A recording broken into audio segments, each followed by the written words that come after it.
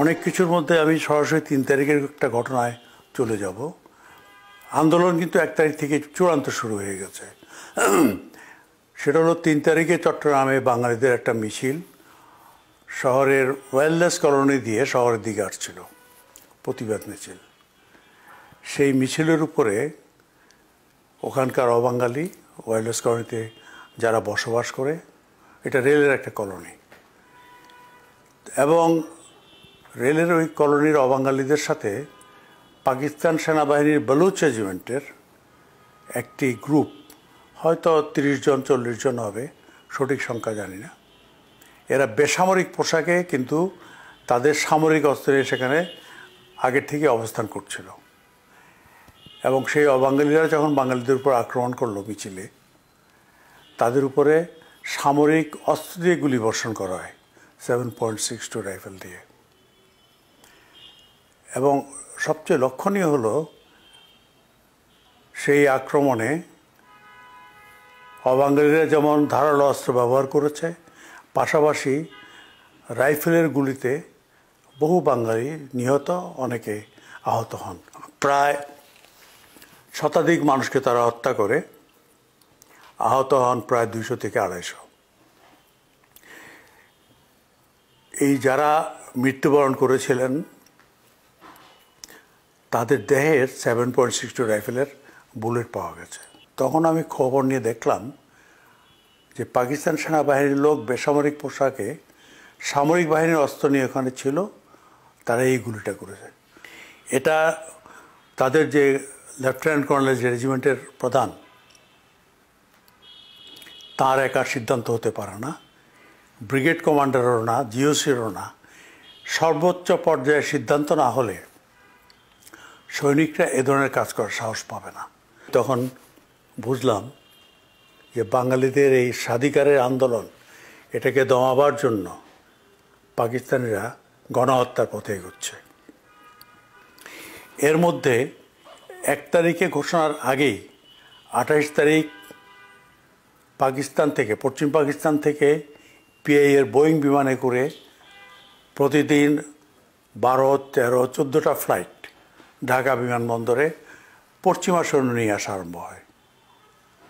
এবং ২৮ তারিখে চট্টগ্রাম বহির্নোঙরে সোয়াত নামের একটা জাহাজ তারা নিয়ে আসে প্রায় ১০,০০০ টন অস্ত্র, গোলা বারুদ নিয়ে। আমি চিন্তা করে দেখলাম যে যদি তারা আকস্মিকভাবে গণহত্যার লক্ষ্যে আমাদের উপর আক্রমণ চালায়, তাহলে তাদের টার্গেট কারা হবে? এক হবে রাজনৈতিক নেতৃবৃন্দ, বঙ্গবন্ধু শেখ মুজিব, তার সহচর যারা আছেন, নজরুল ইসলাম সাহেব, তাজউদ্দিন আহমেদ, মনসুর আলী সাহেব, কামরুজ্জামান সাহেব, আরও যারা যারা সিনিয়র নেতৃবৃন্দ আছেন এবং যারা আন্দোলনে নেতৃত্ব দিতে পারবেন সরাসরি, তারা হবেন প্রথম টার্গেট। পাশাপাশি পাকিস্তান সেনাবাহিনীর যেসব কর্মকর্তা, অফিসার্স, তৎকালীন পূর্ব পাকিস্তান, আজকের বাংলাদেশে বিভিন্ন জায়গায় পোস্টিংয়ে আছে, যেমন বেঙ্গল রেজিমেন্ট, তৎকালীন ইপিআর, আজকে যেটা বিজিবি, এই সমস্ত জায়গায় যেসব বাঙালি অফিসার আছে, তারা হবেন তৃতীয় টার্গেট। সেসব আমি সেনাবাহিনী থেকে ডেপুটেশনে ইপিআরে, চট্টগ্রাম সেক্টর ইপিআরের অ্যাডজুটেন্ট হিসেবে দায়িত্ব পালন করছিলাম।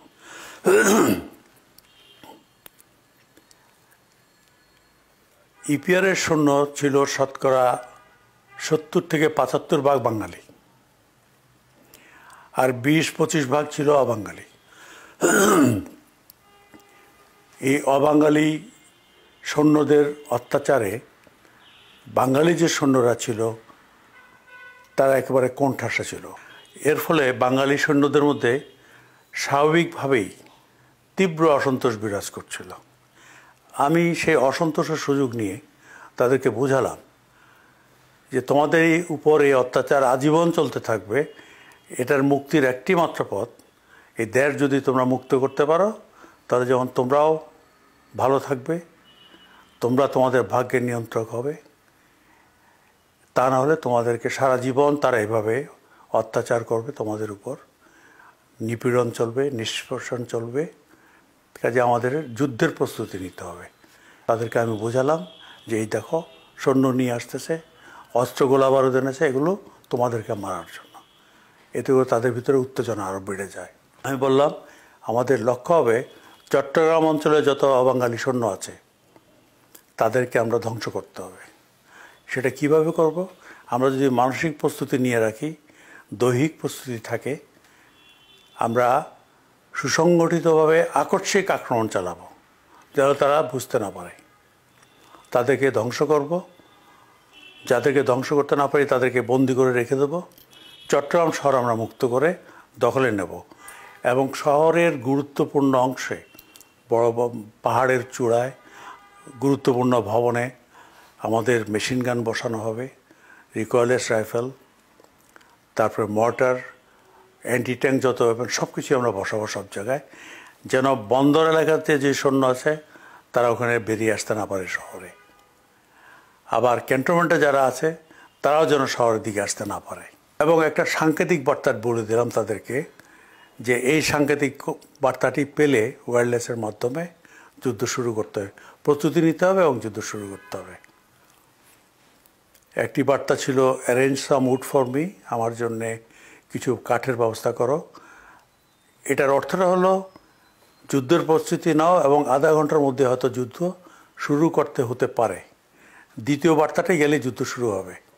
প্রথমটায় প্রস্তুতি রাখবে, দ্বিতীয়টার বার্তা পাওয়ার পরপরই যুদ্ধ শুরু করতে হবে। আর দ্বিতীয় সাংকেতিক বার্তা হলো bring some would for me, আমার জন্যে কিছু কাঠ নিয়ে শহরে আসো।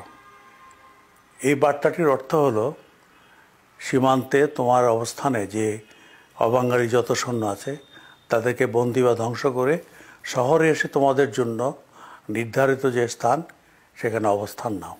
একজন চক্ষু বিশারদ ছিলেন ডাক্তার জাফর, চোখের ডাক্তার, আমাদের পারিবারিক বন্ধু। তিনি আমাদের সাথে খুবই ঘনিষ্ঠ। তার মাধ্যমে আমি আওয়ামী লীগের নেতৃবৃন্দ এমআর সিদ্দিকী সাহেব, হান্নান সাহেব, জহুর আহমেদ এবং অন্য যারা নেতৃবৃন্দ ছিলেন তাদের সাথে যোগাযোগ করলাম। আমি আমার সিদ্দিকী সাহেবকে রিকোয়েস্ট করলাম যে আপনার ঢাকায় গিয়ে বঙ্গবন্ধুকে আমার ব্যাপারটা এবং আমার বাবার পরিচয় দিয়ে বললে উনি চিনতে পারবেন, বলবেন যে আমি পাকিস্তানিদের বিরুদ্ধে যুদ্ধের একটা প্রস্তুতি নিচ্ছি। তো আমার অনুরোধে আমার সিদ্দিকী সাহেব এবং সম্ভবত হান্নান সাহেব ঢাকায় আসলেন গাড়িতে করে, বঙ্গবন্ধুর সাথে দেখা করলেন। ওনাকে বার্তা দেওয়ার পরে উনি চিনতে পারলেন আমার বাবাকে। তারপর বললেন ঠিক আছে, উনি যেন ওর প্রস্তুতি নিতে থাকেন, আমার সাথে যোগাযোগ রাখবেন। কাজেই ওনার সাথে আমার যোগাযোগ আমার সিদ্দিকী সাহেবের মাধ্যমে হতো। এখন দেখা গেল চট্টগ্রামে আর যেসব বাঙালি অফিসার আছেন তাদের সাথে আমার যোগাযোগ করতে হবে। সেখানে ছিল 8 বেঙ্গল রেজিমেন্ট। এই রেজিমেন্টের সব বাঙালি সৈন্য। অফিসারদের মধ্যে শতকরা 70 বা 80 ভাগ বাঙালি, বাকিটা কয়েকজন অবাঙালি অফিসার।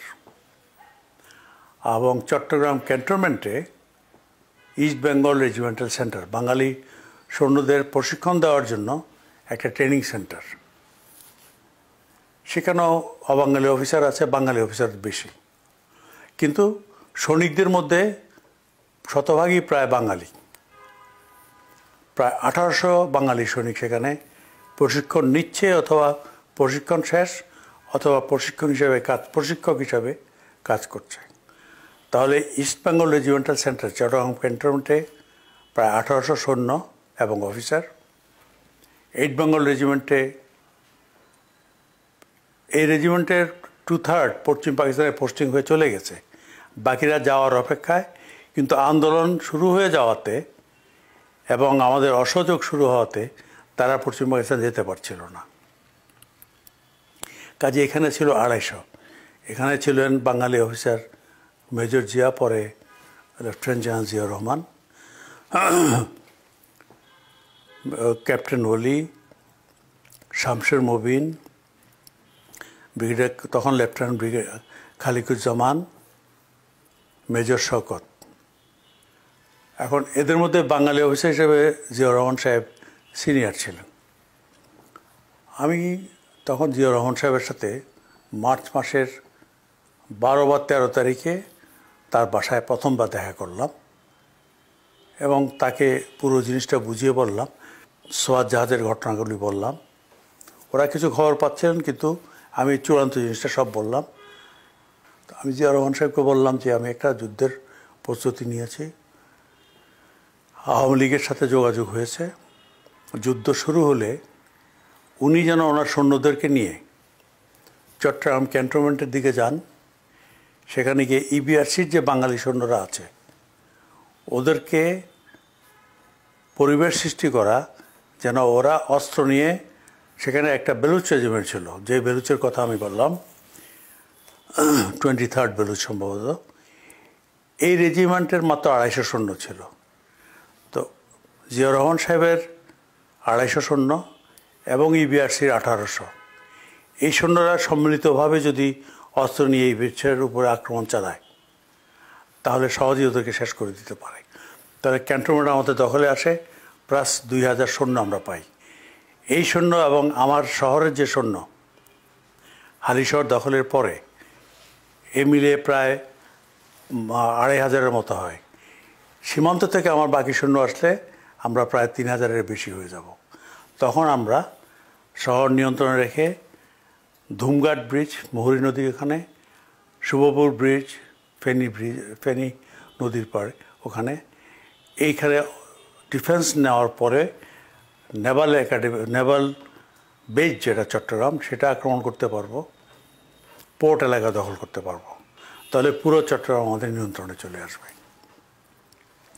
জিয়া রহমান সাহেবকে বললাম, উনি সেদিন আর কোনো মন্তব্য করলেন না। 24শে মার্চ যে ঘটনাটা ঘটল,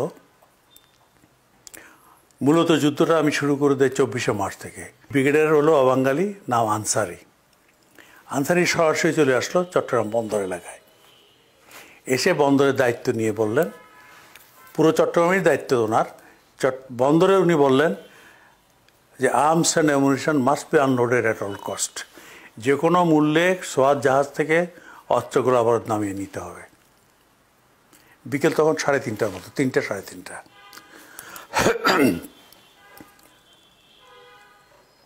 এখন বাঙালি শ্রমিকরা বলছে আমরাগুলি অস্ত্রগুলো আবার নামাবো না। তখন তারা ইপিআরের যে সৈন্যরা ছিল ওদেরকে দিয়ে নেওয়ার চেষ্টা করলো।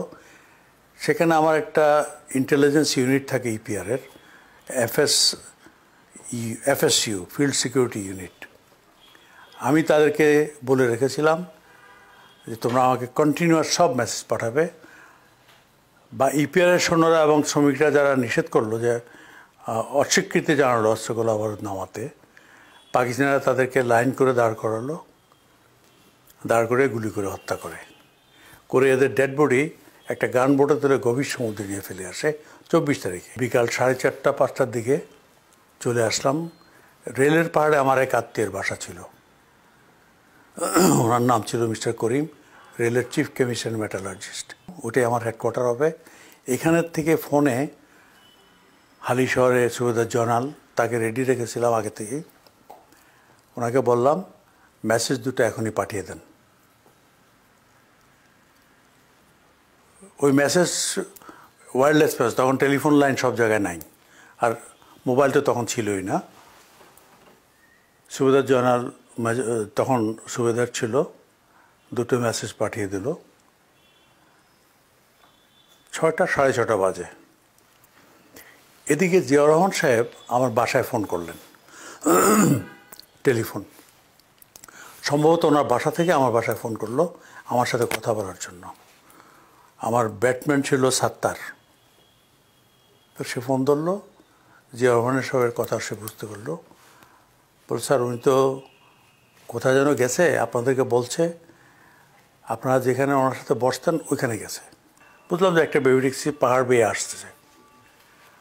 পরে ওইটা ঘুরিয়ে এসে এখানে আমার যেখানে বসা এখানে আসলো। তো এখান থেকে একজন নামলেন, একটু অন্ধকার হয়ে আসছে, তার হাতটা বোধহয় ভেঙে গেছিলো বা কিছু হয়েছে, জোগালায় ঝুলানো, সাথে জিয়া রহমান সাহেব। ওরা প্রথমে জিজ্ঞেস করলেন যে কি হচ্ছে। বললাম যা হয়েছে। এটাও বললাম যে আমি যুদ্ধ শুরু করে দিয়েছি, আপনারাও শুরু করেন। কারণ ওটাই আমাদের আন্ডারস্ট্যান্ডিং ছিল, আমি শুরু করলে তারাও শুরু করবেন, অথবা তারা শুরু করলে আমিও নামব। তখন জিয়া রহমান সাহেব এবং চৌধুরী সাহেব বললেন যে তুমি যে যুদ্ধ শুরু করলে আমরা তো এই মুহূর্তে যুদ্ধে নামতে পারছি না। কারণটা হলো এখনও বঙ্গবন্ধুর সাথে এখানে আলোচনা চলছে। এই আলোচনা সফল হবে কি ব্যর্থ হবে আমরা জানি না। আমরা যদি এখন যুদ্ধ করি, কালকে যদি আলোচনা সফল হয়, তাহলে আমাদের অবস্থানটা কোথায় যাবে? আমি কাউকে দোষারোপ করব না, তাদের যুক্তি হয়তো সঠিক, কিন্তু আমি যুক্তি দিলাম যে আলোচনা যদি ব্যর্থ হয় তখন কিন্তু আপনার আমার অ্যাকশন নেওয়ার সময় থাকবে না। তারা এমনভাবেই ব্যর্থ করবে যে ঢাকাও তাদের নিয়ন্ত্রণে, সব কিছু তাদের নিয়ন্ত্রণে আঘাত করবে, আপনি আমি বাঁচতে পারবো না। তারপরও তারা তাদের চিন্তা ভাবনা থেকেই বললেন যে না, আজকে রাত্রে করা ঠিক হবে না, আমরা এটার জন্য প্রস্তুত না এই মুহূর্তে। কাজেই তুমিও এটা বন্ধ না রাখলে আমরা আজকে তোমার সাথে জয়েন করতে পারছি না। আমি খুব দুশ্চিন্তা পড়ে গেলাম যে আমি যুদ্ধর নির্দেশ দিয়ে ফেলেছি, দুটোটা বার্তা চলে গেছে। রাত্রি তখন 8:20, আমরা খেতে বসছি, এমন সময় ডাক্তার জাফর সাহেবের একটা ভক্সওয়াগন গাড়ি ছিল, সেই গাড়িতে করে উনি আসলেন। আমার বাড়ির সামনে এসে থামলো গাড়িটা। উনি নেমে দৌড়ের উপরে চলে আসলেন ডাইনিং টেবিলের এখানে, খুব উত্তেজিত এবং ঘামছেন। আমি বললাম নিশ্চয়ই আলোচনা ব্যর্থ হয়েছে। তো বললো হ্যাঁ, আমরা ঢাকা থেকে খবর পেয়েছি, ইয়াহিয়া খান ঢাকা থেকে সন্ধ্যার সময় চলে গেছেন, তার উপদেষ্টারাও চলে গেছেন। ঢাকা ক্যান্টনমেন্টে পশ্চিমা সৈন্যরা রাতের খাবার তাড়াতাড়ি খেয়ে তাদের সামরিক পোশাক পরে নিয়েছে।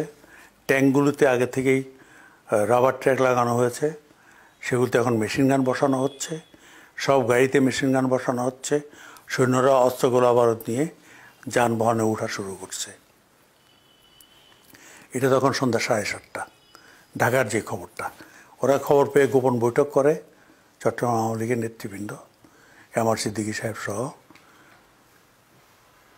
এবং সেখানে তারা সিদ্ধান্ত নেয় যে এখন যেহেতু সামরিক বাহিনী ঢাকাতে শহরের দিকে এগোবে বলে ধারণা করা হচ্ছে, চট্টগ্রামও হয়তো সেনাবাহিনী পশ্চিমারা একই কাজ করবে। কাজেই আমাদের হাতে তো আর অস্ত্র নাই।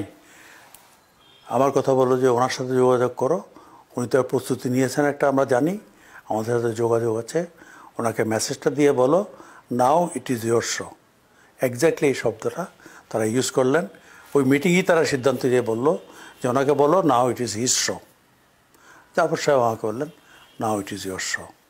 25 মার্চ আমি তখন বাসা থেকে সুবেদার জেনারেলকে হালিশহরে ফোন করলাম যে কালকে যে বার্তাটি আপনি স্থগিত করেছিলাম আমি, সেটা আবার পাঠিয়ে দেন, যুদ্ধ শুরু করেন।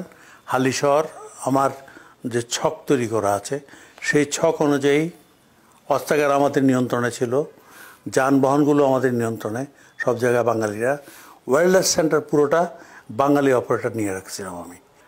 কাজেই যখন আমি যুদ্ধ চূড়ান্তভাবে শুরু হলো, হালিশহরে অ্যাকশন, তখন সব জায়গায় শুধু বাঙালি সৈন্য, অস্ত্রগুলো তাদের হাতে, পশ্চিমাদের হাতে কোনো অস্ত্র নাই।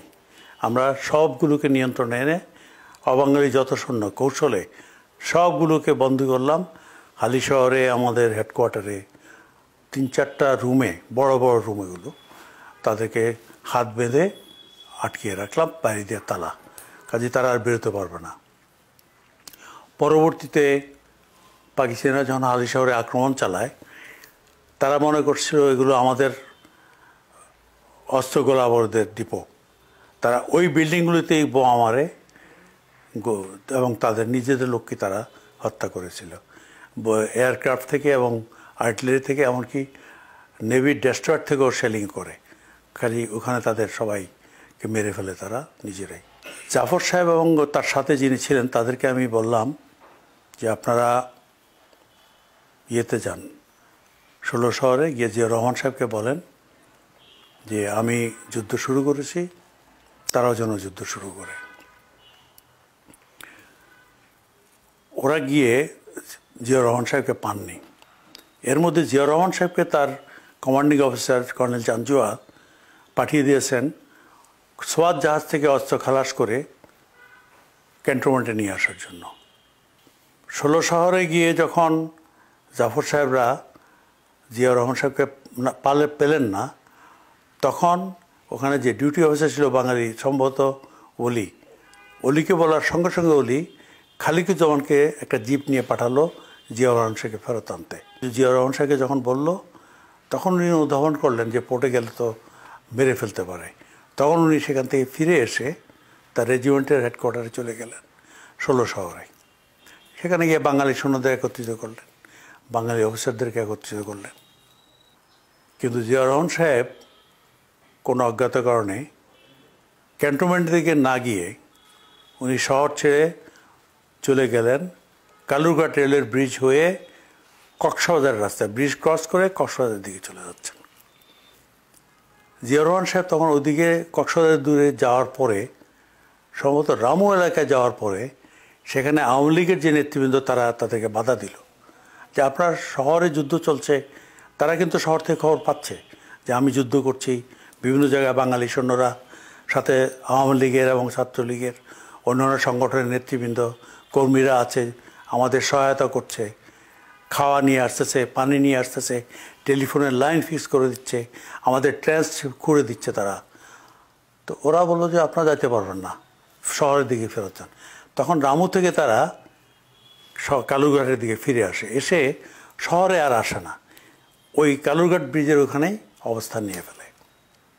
আমি যেহেতু তারা টেপ নিয়ে আসতে পারে নাই, আবার যখন আমার সাথে যোগাযোগ করলো, আমি বললাম যে ঠিক আছে, আপনার টেপও পান নাই, আমিও যেতে পারবো না, যুদ্ধ চলছে, আমার উপর শেলিং হচ্ছে, আপনারা এক কাজ করেন, আমার সৈন্যদেরকে নিয়ে জিয়াউর রহমান সাহেব শুনলাম যে কালুরঘাটের ওপারে আছে, ওখানে গিয়ে আপনি যে কোনো বাঙালি অফিসারকে পান, ডক্টর কায়সার সাহেবকে বললাম আর ডক্টর জাফরকে বললাম যে আপনারা বাঙালি অফিসার যাকেই পান সিনিয়র, তাকে কালুরঘাট স্টেশনে নিয়ে আসেন।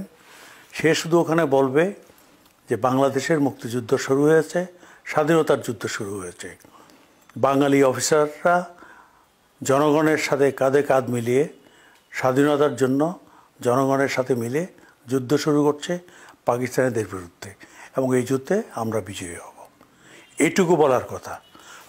তারা সেখানে গিয়ে পেলেন জিয়াউর রহমান সাহেবকে, তাকে নিয়ে আসলেন কালুরঘাটে। এটা হলো 27 তারিখে। 26 তারিখে হান্নান সাহেবকে দিয়ে আমরা একটা ঘোষণা দেওয়ালাম যে বঙ্গবন্ধু স্বাধীনতার ঘোষণা দিয়েছেন।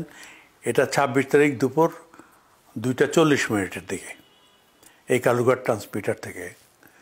আর 27 তারিখে যখন জিয়াউর রহমান সাহেবকে যোগাযোগ করা হলো যে রফিক সাহেব আসতে পারছে না, এখানে সিনিয়র যেই যেতে চাচ্ছেন তাকে নিয়ে শুধু এটুকু বলবে সেনাবাহিনী, বাঙালি অফিসার, জেসিও, অন্যান্যরা জনগণের সাথে মিলে স্বাধীনতার জন্য যুদ্ধ শুরু করেছে। এটা বললে বাকি সেনাবাহিনীর যারা আছে বাঙালি, তারাও উৎসাহিত হবে। এখন জিয়াউর রহমান সাহেব 27 তারিখ সন্ধ্যায় কালুরঘাট ট্রান্সমিটার স্টেশনে গেলেন। সেখানে গিয়ে তিনি এই বক্তব্য না দিয়ে নিজে একটা বক্তব্য দিয়ে নিজেকে ঘোষণা করলেন যে নিজেকে তিনি বললেন হেড অফ দ্য স্টেট। আমাকে একে খান সাহেব এবং আমার সিদ্দিকী সাহেব ফোন করলেন, কারণ তাদের সাথে আমার যোগাযোগ ছিল। তারা বললেন যে who is this major Zia, কারণ ঘোষণা উনি দিচ্ছেন নিজের নাম দিয়ে অ্যাজ আ সুপ্রিম কমান্ডার। আমি জানি না উনি কি বলেছেন রেডিওতে, আমি শুনি নাই। আমি বললাম যে কি হয়েছে বলেন, আমি যুদ্ধের মধ্যে আছি, আমার লোক মারা গিয়েছেন, শহীদ হয়েছে, কয়েকজন ইনজোর্ড, আমাদের উপর আক্রমণ চলছে। তো উনি বললো উনি তো নিজেকে হেড অফ স্টেট ডিক্লেয়ার করেছেন, তাহলে তো আমরা এটাতে নাই, এটা তো মিলিটারি কু। তো আমি বললাম যে দেখেন এখন ঝগড়া করার সময় না, উনি যদি ভুল করে থাকে ওটা শোধরানো যাবে, কি বললে সব ঠিক হবে আপনার লিখিত দেওয়া হবে, ওনাকে পাঠান, উনি সেটাই পড়ে শোনাবে। এটা পাওয়ার পরে জিয়া রহমান সাহেব 28 তারিখ সকালে এসে তখন সেটা বদলিয়ে এই ড্রাফটটা দেখে উনি একটু সংশোধন করে উনি বললেন যে আমি এই ঘোষণাটা বঙ্গবন্ধু শেখ মুজিবের পক্ষে ঘোষণা দিচ্ছি। এর ফলে যে একটা পরিস্থিতির সৃষ্টি হয়েছিল উত্তেজনাকর, সেই পরিস্থিতি থেকে আমরা সরে বাঁচতে পারলাম। দেশ স্বাধীন হয়েছে, মুক্তিযোদ্ধা এসছে, এই আবেগে তারা বেরিয়ে আসছে, এই অভূতপূর্ব সেসব দৃশ্য। সেখানে আমি সেখানে গিয়ে নামলাম। ফ্ল্যাগ পোস্টে একটা পতাকা পাকিস্তানেরটা উঠছিল তখনও, সেটাকে নামিয়ে ছিঁড়ে ফেলা হলো। একটা কিশোরকে ডাকলাম, বোধহয় 10 বছর 8-9 বছর। আমার হাতের প্যাকেটটা খুললাম, সেখানে 2টা পতাকা ছিল, সে সময় বাংলাদেশের পতাকা, মাঝখানে বাংলাদেশের মানচিত্র। এটা আমি যুদ্ধের পুরো সময়টাই আমার সাথে রেখেছিলাম, ঠিক এমনি একটা মুহূর্তের জন্য। ওই কিশোরটিকে বললাম, একটা গরিবের ছেলে, বললাম তুমি এটা উপরে তোলাও। এখন ছেলেটি তুলতেছে আস্তে আস্তে, এবং হাজার হাজার মানুষ নিশ্চুপ হয়ে আছে, অবিস্মরণীয় সে দৃশ্য দেখছে যে সার্কিট হাউসের মাঠে দীর্ঘদিন পরে স্বাধীন বাংলাদেশের প্রথম পতাকা উত্তোলিত হচ্ছে। পতাকাটি উপরে উঠানো হলো, ওই ছেলেটি তুলল, এবং বঙ্গোপসাগর থেকে শীতের একটু বাতাস, চারিদিক থেকে হালকা মৃদুমন্দ বাতাস, পতাকাটি খুলে গেল, বেশ বড় পতাকা উঠতে লাগলো। আমি সেই পতাকা দেখে স্যালুট দিয়ে দাঁড়ালাম, অনেকটা স্বপ্নের মতো। ভাবতে পারিনি মার্চ মাসে যুদ্ধ করে ডিসেম্বরেই দেশ স্বাধীন হয়ে যাবে। দেশ স্বাধীন হলো, মানুষের সেই বাঁধ ভাঙা জোয়ারের মতো আনন্দ উল্লাস। কিশোরটিকে দিয়ে পতাকা উঠাবার আমার লক্ষ্যটা ছিল এই একটা বার্তা, ওই প্রজন্ম, আজকের প্রজন্ম, অনাগত ভবিষ্যতের সব প্রজন্মকে পৌঁছে দেওয়া যে এই পতাকার জন্য আমরা সংগ্রাম করেছি, তোমাদের পূর্বপুরুষরা জীবন উৎসর্গ করেছে, অসামান্য আত্মত্যাগ করেছে দেশের লক্ষ লক্ষ মানুষ তোমাদের জন্য আমরা এই পতাকা নিয়ে এসেছি। এই পতাকা তোমাদের হাত দিয়ে তোলা হলো, তোমরা এই পতাকার মূল্যায়ন করবে, এই পতাকাকে তোমরা রক্ষা করার দায়িত্ব তোমাদের হাতে।